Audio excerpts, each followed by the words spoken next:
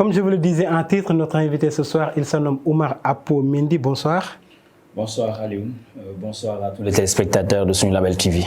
Oumar Apo Mendy, vous êtes le coordonnateur des après-midi de la géopolitique. Demain vendredi, vous allez démarrer la première édition de ce que vous appelez les après-midi de la géopolitique. Vous allez analyser la marche du monde? Oui, effectivement.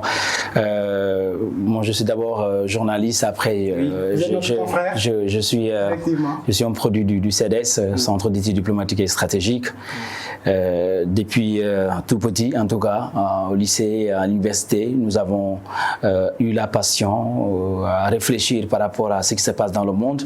Et puis, quand on a eu l'opportunité quand même de fréquenter les grandes écoles, on a choisi l'option géopolitique, histoire de comprendre qu'est-ce qui se passe dans le monde, en partant d'abord du Sénégal, mais à comprendre également les pays qui entourent le Sénégal, les connexions qui se font à l'extérieur, les alliances qui se font, les déconstructions qui se font également au niveau international. Et depuis lors, on s'est lancé dans la recherche, dans l'analyse de conflits, dans tout ce qui est relations internationales, dans tout ce qui est jeu international, dans tout ce qui est en tout cas système international.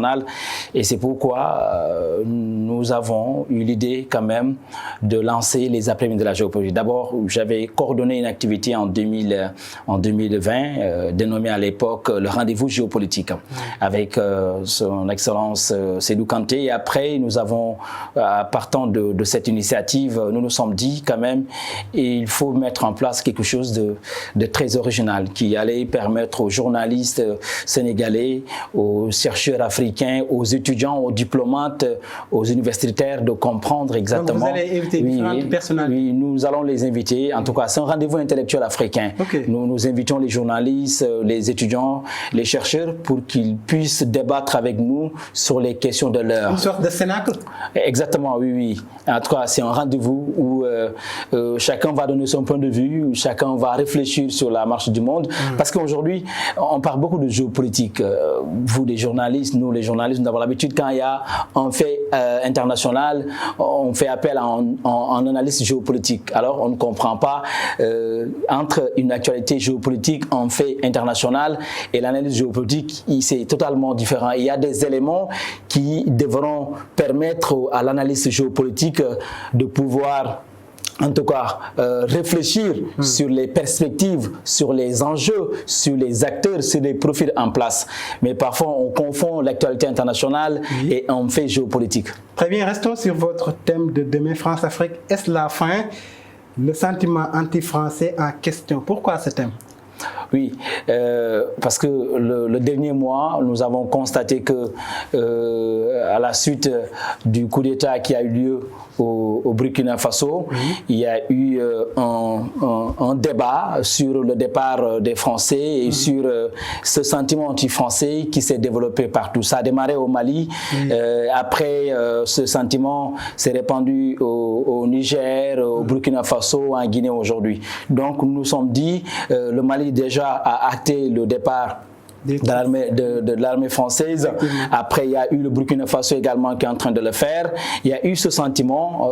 Et à cela s'ajoutent ces mouvements citoyens africains qui sont dans la France dégage, fait le mieux partout et qui disent qu'aujourd'hui, il faut un peu réglementer les relations entre la France et les Afriques, entre la France et les ex-colonies africaines. Donc, nous nous sommes dit aujourd'hui, est-ce que aujourd'hui la France-Afrique qui a été développée par Foccart et d'autres chefs d'État, notamment Houphouët-Boigny, qui est le premier à utiliser ce mot. Est-ce que cette France-Afrique est toujours d'actualité aujourd'hui? Est-ce que la France-Afrique d'hier est celle d'aujourd'hui? Qu'est-ce qui a changé entre-temps? Qu'est-ce qui a amené les Africains à avoir ce sentiment anti-français? Qu'est-ce qui a poussé les Africains à demander aux Français de partir? Est-ce que, en tout cas, entre le départ, en demandant le départ des Français et en installant, en tout cas dans nos pays, ce qu'on appelle l'économie française, est-ce qu'il n'y a pas une nuance? Parce qu'on demande à la France de partir. Oui, la France va partir, pour ne pas entrer dans le sujet, parce que demain on va développer, la France part, mais en lieu et place, il y a les économies françaises. Oui. Nous avons à Dakar, nous avons Sonatel, nous avons, entre autres, nous avons beaucoup d'entreprises, en tout cas françaises, qui sont là, oui. Et qui emploient beaucoup d'Africains, beaucoup de Sénégalais. Maintenant, de quelle France parle-t-on? Est-ce que, en disant aux Français de partir, est-ce que les Africains veulent en tout cas mettre en œuvre une nouvelle dynamique de partenariat gagnant-gagnant où les relations seront équitables? Donc, nous avons choisi ce sujet, nous avons invité un conférencier, il va nous donner sa vision du monde, en tout cas, il va, avec lui, nous allons analyser ensemble le monde, nous allons orienter le monde, et nous ne sommes pas dans ce populisme qui consiste à dire la France doit partir, parce que la France, l'Afrique et la France entretiennent une relation. Donc vous êtes contre des slogans comme France dégage, entre autres? Je ne suis pas... En tout cas, je ne suis pas totalement contre, mais quand même, il faut comprendre le système monde, il faut comprendre le jeu international. L'Afrique est un champ de bataille qui a été longtemps aménagé pour d'autres. Aujourd'hui, s'il faut aménager ce champ pour les Africains, il faut que nous-mêmes, nous essayons quand même d'avoir énormément d'outils qui nous permettent aujourd'hui de rester en Afrique, de produire pour les Africains et de mettre en avant les solutions africaines. Mais jusqu'à présent, malgré les forats, les symposiums, les colloques, on peine aujourd'hui à mettre en œuvre les solutions africaines. On a longtemps théorisé les problèmes africains aux solutions africaines, mais ça pose toujours problème. C'est des slogans quasiment vides qui n'ont apporté encore quasiment rien, qui n'ont pas encore montré des résultats escomptés que nous attendons depuis presque 1960. Donc aujourd'hui, demander à la France de partir, et il y a des Africains qui travaillent dans les entreprises françaises énormément parce que... Et puis demander à la France de partir, et quand vous avez certaines maladies, vous allez en France pour on a vu ce qui s'est passé au Sahel. Vous amenez vos enfants à l'étranger, on a vu ce qui s'est passé au Mali, ce qui s'est passé au Burkina aujourd'hui. On est en train de tuer ce rêve à beaucoup de jeunes Africains qui veulent partir pour suivre les études en France et qui sont quasiment bloqués parce que, tu sais, dans les relations internationales, dans les relations entre États, c'est des relations de pouvoir, de rivalité de pouvoir. Il y a des États qui sont puissants et influents, il y a des États qui sont puissants et qui ne sont pas influents, il y a des États qui sont impuissants et qui sont influents, il y a des États qui sont impuissants et non influents. Donc l'Afrique, quasiment en termes de mondialisation, nous n'apportons pas grand-chose. Nous consommons en tout cas le jeu international. Nous suivons de près le système monde. Nous suivons les grandes puissances. Demander à la France de partir, la France qui est membre du Conseil de sécurité, la France qui est un État, en tout cas un État puissant et influent dans le monde, je pense que quand même il faut, à mon avis, la solution en tout cas la solution à mon avis, qui semble être fiable aujourd'hui, c'est de dire à la France, de s'asseoir avec la France pour redéfinir les relations. Renégocier les contrats. Oui, renégocier les contrats, redéfinir en tout cas les relations bilatérales et les relations multilatérales. Mais j'aimerais bien vous interpeller sur un fait, nous l'avons vu dans certains pays, vous avez cité ces pays tantôt, ils demandent à la France de partir, mais à la place, ils portent leur choix sur un autre pays. La Russie, on l'a vu au Burkina, au Mali et même au Niger. Lors des manifestations, on exhibe le drapeau russe comme si la Russie était le nouvel allié. Pourquoi ce choix sur la Russie, demander à la France de partir et porter son choix sur la Russie, c'est pas contradictoire?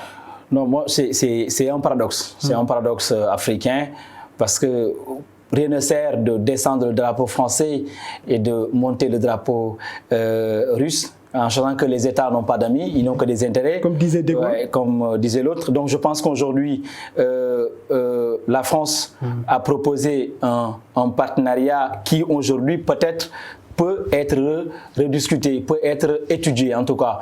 Et la Russie est venue avec sa coopération militaire qu'il faut prendre en compte. Mais tout compte fait, je pense que la Russie, comme la France, comme les États-Unis, comme tout autre pays, ils sont là que pour leurs intérêts. Ils sont là pour des intérêts crypto-économiques parce qu'il y a des intérêts aujourd'hui qui se jouent au niveau international et que l'Afrique doit se positionner. L'Afrique ne doit pas, en tout cas, suivre les grands de son monde. L'Afrique doit imposer son agenda. L'Afrique doit imposer son calendrier. Pourtant, il y a des ressources en Afrique. On a quasiment toutes les ressources naturelles sont en Afrique. L'Afrique est un don de Dieu. L'Afrique est un continent béni par Allah. Mais malheureusement, nous avons les ressources humaines qu'il faut. Nous avons des cadres et des experts qui sont formés dans les grandes écoles asiatiques, européennes, américaines. Mais malheureusement, aujourd'hui, sur le plan de la réalisation, sur le plan de la concrétisation, l'Afrique peine encore à s'imposer. Est-ce que nous avons de bons dirigeants en Afrique?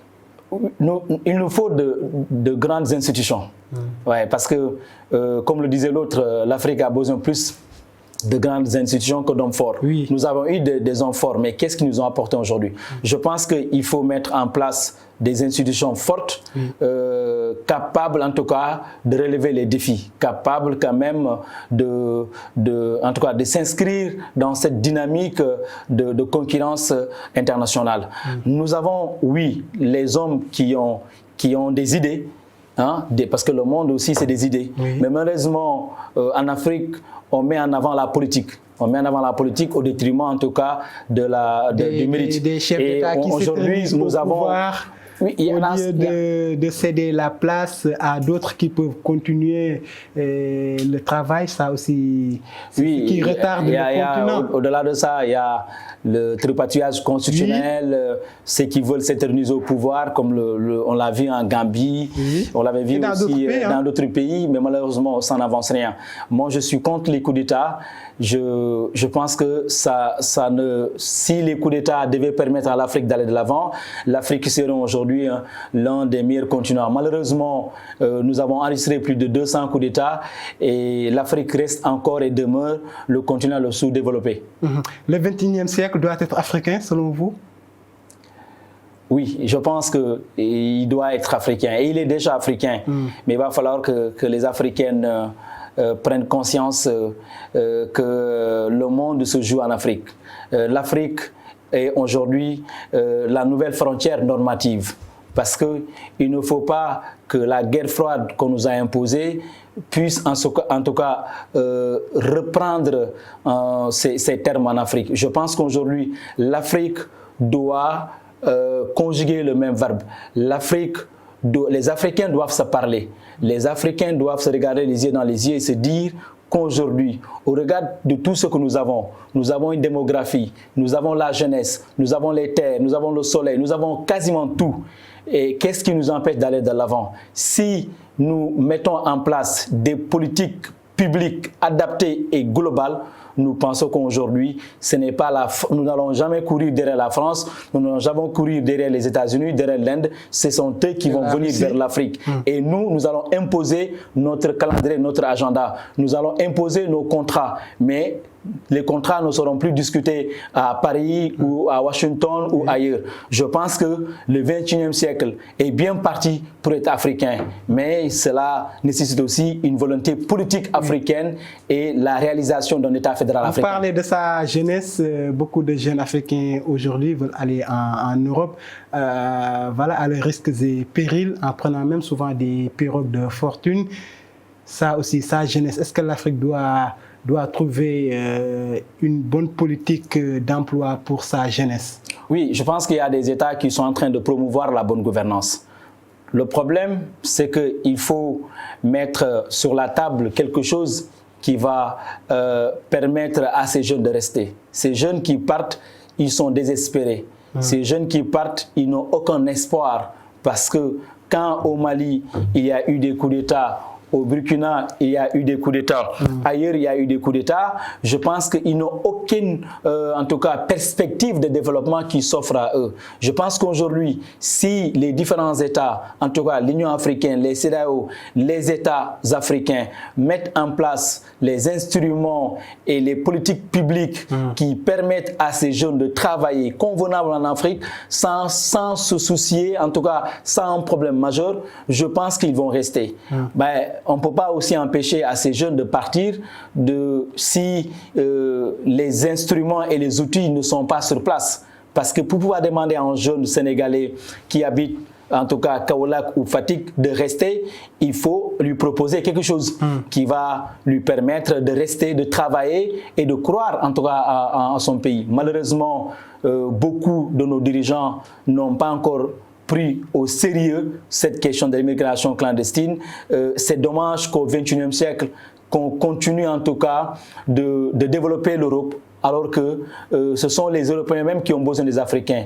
En fait, c'est ce paradoxe africain qu'il faut corriger, et je pense qu'il y a énormément d'hommes africains qui ont des idées, et malheureusement, ils sont bloqués quelque part par des gens qui ont des ambitions politiques, purement politiques, et qui ne permettent pas, en tout cas, à ces valeureux hommes africains de pouvoir dérouler carrément leur programme. Vous parlez tantôt des coups d'État. Nous avons remarqué qu'ils sont devenus monnaie courante en Afrique, notamment en Afrique de l'Ouest. Nous avons remarqué ces derniers mois, ou bien ces dernières années, cette fréquence des coups d'État au Mali, au Burkina, au Niger. Est-ce que ces coups d'État, ou bien est-ce que ce n'est pas ce qui a le plus retardé le continent, ces coups d'État? Oui, ça fait partie, évidemment, parce que quand vous voyez le Mali aujourd'hui, le Niger, le Burkina et beaucoup de pays d'ailleurs qui sont dans les guerres et qui ont mené des coups d'État pendant plusieurs années, ces pays n'ont pas avancé. Ces pays n'ont pas connu en tout cas des avancées considérables et significatives à tous les niveaux. Je pense qu'aujourd'hui, les militaires ne sont pas la solution, ils ne seront jamais la solution. La gestion des affaires d'un État requiert en tout cas énormément d'expérience. Et je pense que la gestion d'un pays, il faut le laisser aux politiques, et les militaires, leur place c'est dans les casernes, assurer la libre circulation des biens et des personnes et empêcher que l'intégrité en tout cas le territoire de cet État puisse être attaqué. C'est ça leur rôle fondamental. Maintenant, si ceux qui sont censés gérer assurer notre sécurité, en tout cas, utilisent au regard des avantages et des privilèges qui leur sont favorables, utilisent les armes pour faire des coups d'État, je pense qu'il y a un problème. Il évoque une longue durée pour la transition. Non, c'est un problème. Ils ne sont pas la solution. Quand je vois certains jeunes Africains applaudir les coups d'État, je me dis qu'ils n'ont pas compris les enjeux. L'Afrique d'aujourd'hui devait être une Afrique qui devrait mettre l'accent sur l'économie. Parce qu'aujourd'hui, on parle de jeu économique. Vous savez, en Europe, partout dans le monde, les Européens ont réglé un certain nombre de questions, les Américains, etc. L'Inde est en train de venir, la Turquie est en train de venir, la Russie est en train d'ouvrir ses frontières et à gagner beaucoup de marchés africains. Nous continuons à faire des coups d'État pour dire la situation est catastrophique. Dis-moi, dans quel pays africain un militaire a reçu, en faisant un coup d'État, a réussi à développer? Il n'y en a quasiment pas. En Afrique, vous avez vu en Gambie ce qui s'est passé, en Guinée-Bissau ce qui s'est passé, en Guinée voisine, au Mali, etc., au Niger, au Burkina Faso, c'est des problèmes. Le plus souvent, on évoque des questions de sécurité, mais on a vu après au Mali, après le départ, en tout cas, des forces militaires et le MINUSMA qui va partir, qui est en train de partir déjà, ça prend fin au mois de décembre. Mais les attaques se multiplient. Et l'ennemi a gagné un peu de la confiance parce qu'il est en train d'envahir les bases des FAMA. Donc, nous avons chassé les autres et que nous peinons quand même à assurer... Mais la même malienne a récupéré quelques territoires récemment. Ça avance. Les attaques se multiplient. Contrairement, quand la MINUSMA était là, la force Barkhane et les alliances du Sahel étaient là. Donc, il y a une différence. Ça rappelle 2012, lorsqu'ils sont arrivés. Je pense qu'aujourd'hui, les coups d'État, les militaires ne sont pas la solution. Il faut que les Africains arrêtent de promouvoir, en tout cas, les coups d'État. Ça n'arrange pas le continent africain. Aujourd'hui, nous sommes à l'ère des grands ensembles. Nous devons aller ensemble. Nous devons développer ensemble ce continent et je pense que nous devons tisser des partenariats bilatéraux et multilatéraux, disons, bénéfiques à tous pour permettre à ce continent d'aller ensemble. Mais quand, pour des intérêts étrangers, nous faisons des coups d'État en évoquant la situation sécuritaire, oui. On sait ce qui se passe après au finish. Donc vous ne pensez pas que l'Afrique elle seule ne peut pas mener cette guerre contre les terroristes, les djihadistes? Non, on ne combat pas une idéologie par une arme. Sinon, les Américains auraient gagné en Afghanistan. Ils ont fait plus de 15 ans ou 20 ans. Ils n'ont pas gagné. Donc, je pense qu'aujourd'hui, ce qu'il faut dialoguer. Il faut mettre en place un système de gouvernance sécuritaire global parce que les armées nationales africaines n'ont pas assez de moyens pour faire face à cette guerre asymétrique. Je pense que ce qui s'est passé en Libye en 2011 est un cas parfait, ce qui s'est passé en Syrie et ce qui s'est passé avec le printemps arabe est un cas aujourd'hui qu'il faut prendre en compte. Les Africains ont beau théoriser en tout cas les solutions africaines, l'armée africaine en attente, l'armée africaine opérationnelle, nous subissons aujourd'hui en tout cas les conséquences de cette guerre internationale contre le terrorisme.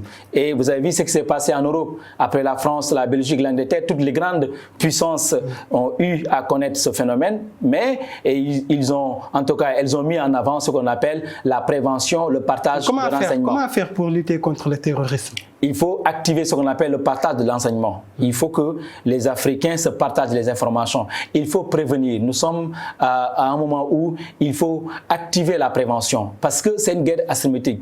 Les terroristes ont un mode operandi totalement différent, en tout cas, de la formation initiale de nos forces de défense et de sécurité à tous les niveaux. Donc aujourd'hui, c'est une nouvelle guerre dont nous n'avons pas encore les outils qu'il faut pour combattre. Sinon, l'armée burkinabé ou l'armée nigérienne ou l'armée malienne allait gagner cette bataille. Au Mali, ils étaient à l'époque, en tout cas de 2012 à 2013, à plus de 30 000 hommes contre 15 000 hommes. Mais ils n'ont pas pu gagner cette guerre. Je pense qu'aujourd'hui, ce qu'il faut aller vers un dialogue. Parce que les différents accords signés entre les groupes terroristes et les différents, en tout cas, groupes nationaux et les organisations non gouvernementales n'ont pas donné de résultats escomptés. Il faut dialoguer, il faut prévenir, il faut s'attaquer aux questions essentielles, c'est-à-dire la malgouvernance, le tripotage constitutionnel, également la pauvreté,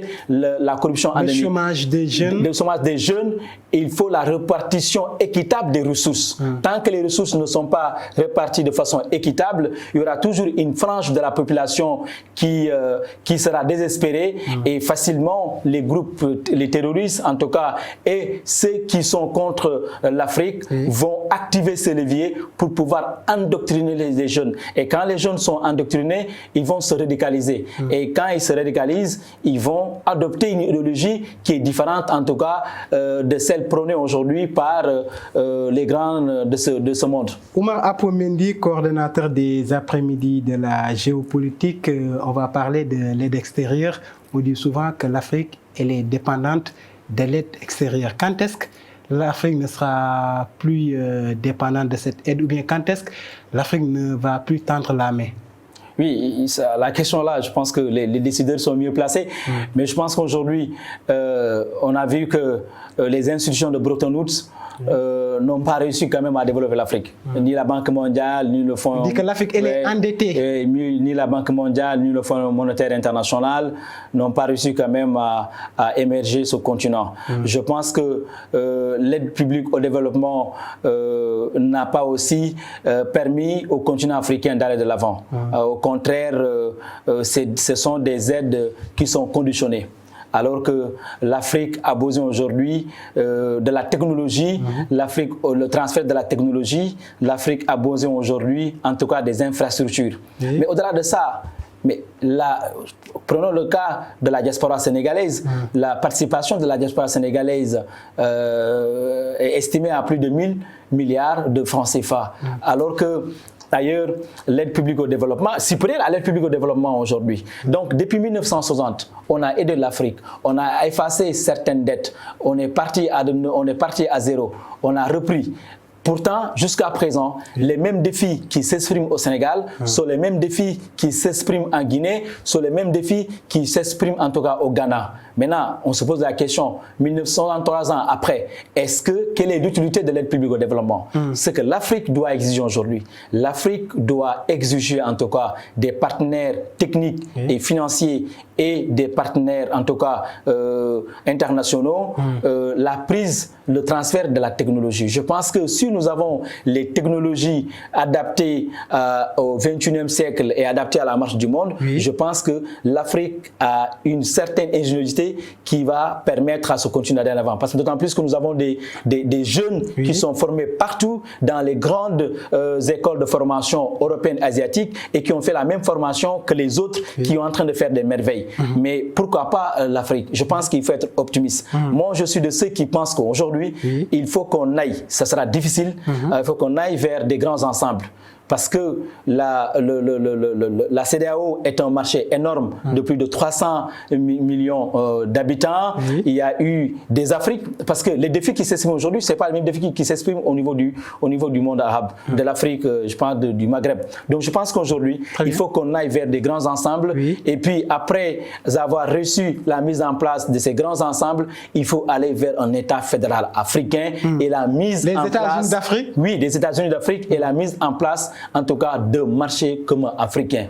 L'Afrique a énormément de choses. On a développé la ZLECAf, mais certains pays tardent en tout cas à rectifier cette politique, à mon avis, qui devait permettre en tout cas à l'Afrique d'échanger entre elles et de pouvoir tirer les pays qui peinent aujourd'hui en tout cas à sortir de l'ornière.